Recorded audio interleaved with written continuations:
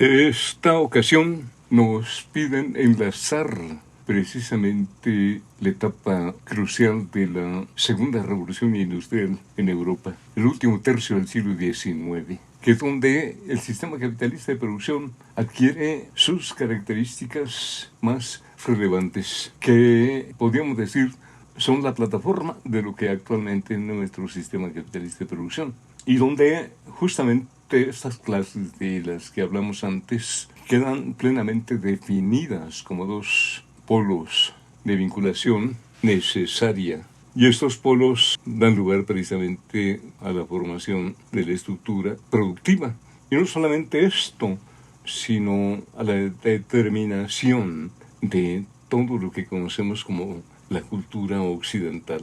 Aquí el derecho adquiere vigencia plena, y si antes dijimos que la ética normativa estaba ya desde los años 30 estableciendo pautas de ordenamiento de aquellos polos dentro de las estructuras de la organización política y productiva, ahora es más claro poderlos ver, ¿no? Y es que a lo largo del siglo XIX se desarrollaron condiciones de organización productiva muy claramente orientadas al modo de producción capitalista, ¿no?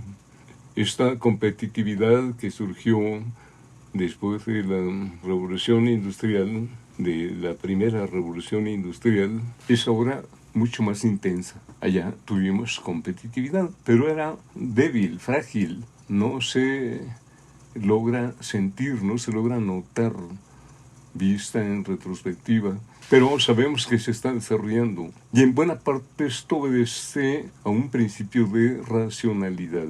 Así lo han dicho los que hacen estudios profundos de este tema. El hecho de que el siglo XVIII nos haya traído la Ilustración, que consiste precisamente a romper viejos esquemas de poder laico y eclesiástico, de algún modo se está sacudiendo precisamente la férula y la condición por entidades externas, trascendentes, que en el pasado se presumía dirigían la conducta del ser humano, ¿no? De tal manera que, pues bueno, solo había que esperar a la indicación de lo que mandara esta entidad externa para actuar y conducirse. Esa era la presunción de que si algo ocurría al individuo era mandato divino. Pero la Ilustración precisamente incorpora un racionalismo nuevo que confía precisamente en la razón humana, confía el poder determinar desde el ser humano mismo la conducta y el quehacer y el futuro y la proyección de cada uno de los seres humanos. Es hasta finales del siglo XVIII cuando en Kant encontramos ya la inquietud por definir claramente esta posibilidad. Y en la obra de Kant encontramos con claridad el fundamento de esta presunción de la razón de poder determinar el rumbo del quehacer humano. Esto es una explosión, diríamos así, del pensamiento, porque efectivamente a partir de allí es que se desarrollan sistemas de pensamiento que coinciden con la evolución que luego podemos ver a lo largo del siglo XIX y hasta finales, las últimas décadas, ¿no? Por ejemplo, el surgimiento del Estado-Nación y la fundamentación filosófica de este surgimiento lo vemos en Fichte, lo vemos en Kant, en Hegel. No está puesto precisamente y con claridad en Kant, pero finalmente la obra de Kant contribuyó en gran medida a lograr esta fundamentación. Esto aparentemente no tiene conexión directa con lo que tiene que ver con las clases sociales que mencionábamos antes, porque allá estamos hablando de un hombre abstracto, y acá en clases sociales ya estamos hablando de un hombre concreto. Pero precisamente aquella inquietud que se generó, sobre todo a partir de Hegel, en el sentido de que algo ocurre con el ser humano que se hace concreto. Y él está analizando precisamente la conciencia. No se puede ya hablar de una conciencia en general, sino de conciencias. Unos que pueden ser libres y poderosos y otros que tienen que ceder para realizar el poder de quienes son poderosos, ¿no?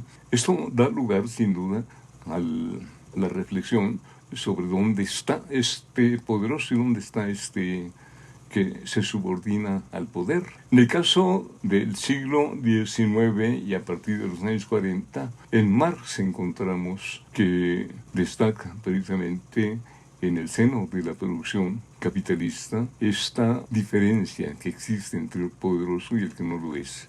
Y es justamente el fundamento de todo su discurso teórico que trabaja durante todo el resto de sus días, ¿no? Bueno, pues esto incluye aquello que comentábamos antes, la alienación, incluye la enajenación.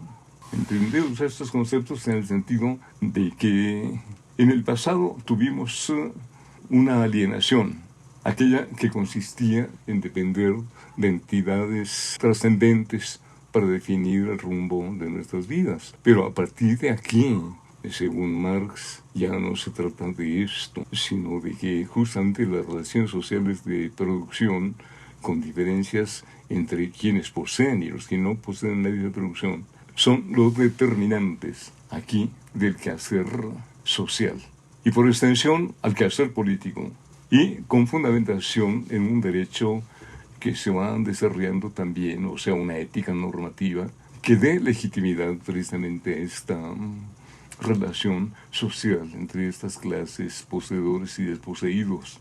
Y de esta manera se va desarrollando un entramado cultural en donde participa el Estado y participan los poseedores y los desposeídos, y aquí el derecho y la fundamentación del derecho y la conformación de un Estado capitalista, ¿no? O sea, la anuencia de la sociedad, así se presume, de que así tienen que ser las cosas, ¿no? Esta anuencia de la sociedad como eticidad que da fundamento al Estado, embona con la conformación de esta normativa, esa ética normativa que da legitimidad precisamente a estas relaciones.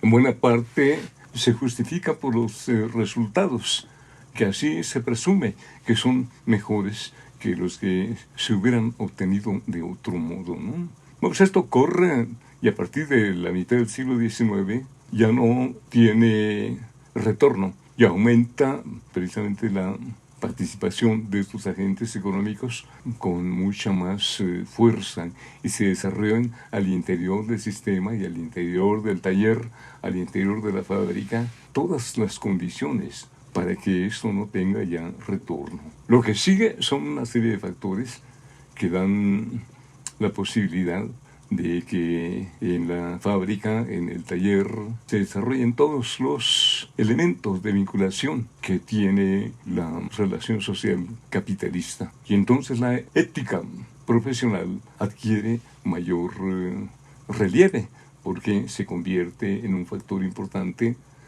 de legitimación del orden establecido, la disciplina establecida al interior del taller y de la fábrica, esta que es tan necesaria para elevar la productividad del trabajo. Se junta, por supuesto, con los elementos técnicos que tienen que ver con el perfil de la máquina, que ha de adecuarse al perfil del trabajo, del trabajador, de esta manera que sea armónico y cumplan con requisitos de productividad, asumiendo aquí que la máquina establece el ritmo y las condiciones del trabajo. Así están las cosas cuando llega Nietzsche. Por eso hablamos antes de Nietzsche. En otro video, a finales del siglo XIX, en los años 80, ya Nietzsche está plenamente integrado a este proceso, consciente o no consciente, pero encuentra que buena parte de los conceptos que dieron sustento a la metafísica desde la antigüedad y hasta el momento